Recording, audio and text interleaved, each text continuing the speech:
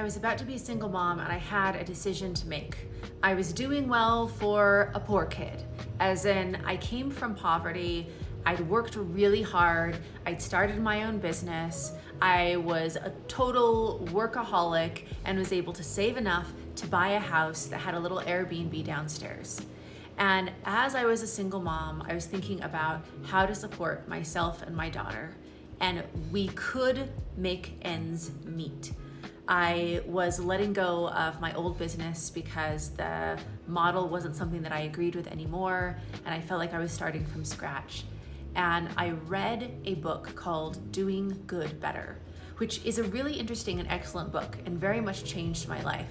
But the premise of it is understanding not just how to do good in the world, but what makes the most impact.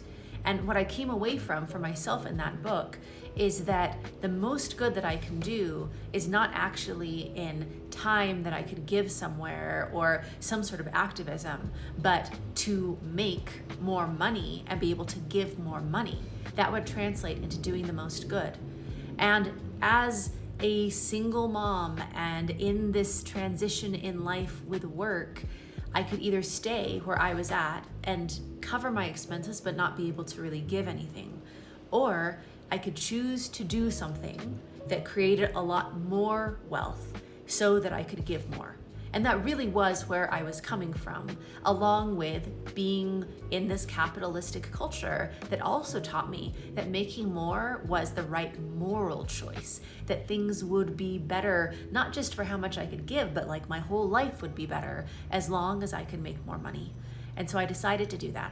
And the biggest thing that I had that was valuable was a set of principles, was how I deprogrammed from the cult that I grew up in and from an oppressive religion, growing up Mormon, and how I got out of an abusive marriage and had a horrible, out of control problem with food that I'd fixed with these neuroscience principles.